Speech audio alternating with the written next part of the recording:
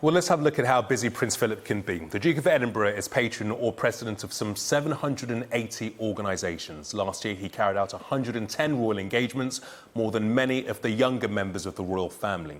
He was last taken ill in December when a heavy cold forced the Queen and Prince Philip to delay their departure for Sandringham for 24 hours. Well, joining us now from central London is royal commentator Katie Nicholl. Many thanks indeed for joining us this afternoon, Katie. So this is perhaps surprising in some ways, but not unexpected in others.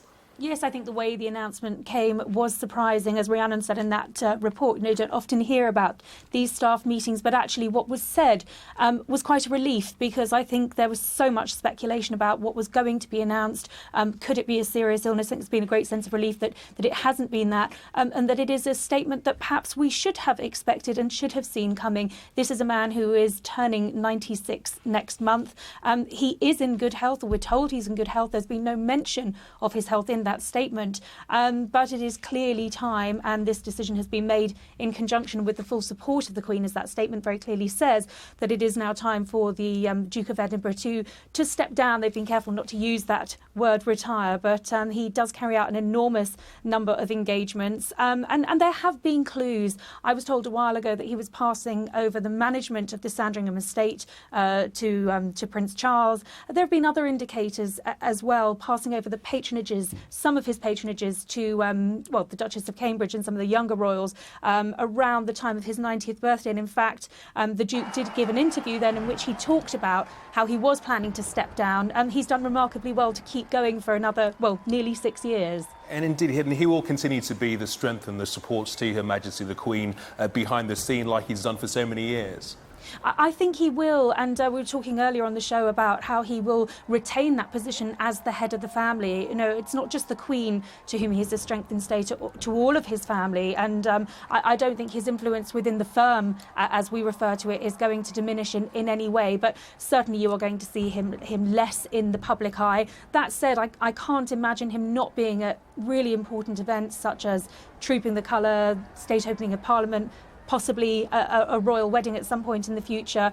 He's not going to disappear, but who can blame him for wanting to take a bit of a back seat? And, the Queen will have been very much behind this decision. Don't forget that she's done so much to support Philip. When she felt that the long overhaul travel was too much for him, it was her who suggested that they both scaled down. So she's always done everything she can to protect him. And, better that he bows out after a great public engagement. He was on wonderful form yesterday. And Katie, I was listening to our royal commentator Alistair Bruce a little bit earlier on, and he was saying the amount of meticulous planning that goes into engagements which he is involved with, which Her Majesty the Queen is involved with. He probably had the sense that he didn't want to let so many people down. Given that the time, the effort that does go into organising this event, it was probably the right time for him to step back and allow perhaps some of the younger members of the senior royal family to take charge. Yes, I think you're absolutely right, and there is this word transition that's been mentioned so many times in this morning's coverage, but that is very much taking place. I don't think it can be any coincidence that this announcement comes just a couple of months before the Cambridges are relocating to London. Prince Harry seems to be taking on more royal duties than ever before. I think there is a level of expectation that the young royals will take on more, because frankly Prince Charles does so much. I don't see how there's going to be any more room in his diary to take on perhaps some of the patronages that his father will be passing on, and the engagements that come with those organisations and associations. And we can't forget that he will have a number of engagements to take part in between now and August, when he does officially step back. Yes, he's going to continue with his commitments. As you said, he doesn't want to let anyone down. He'll be working up until the autumn. But I think we can expect to perhaps see longer holidays at Balmoral, perhaps a longer summer recess. Last year, the Queen took a couple of extra weeks in Balmoral. It's going to have an effect on her as well. We are so used to seeing the Queen with the Duke of Edinburgh at her side or just a few steps behind her.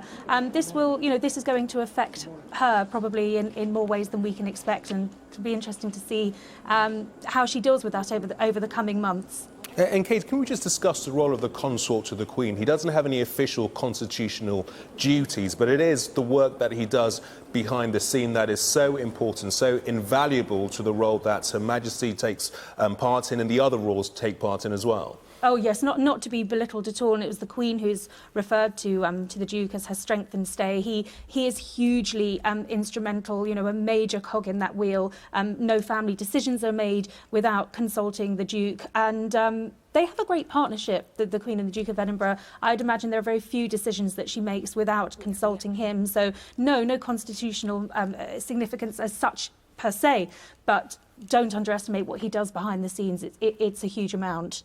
OK, Katie Nicholl, Royal Commentator, many thanks indeed for joining us at this lunchtime.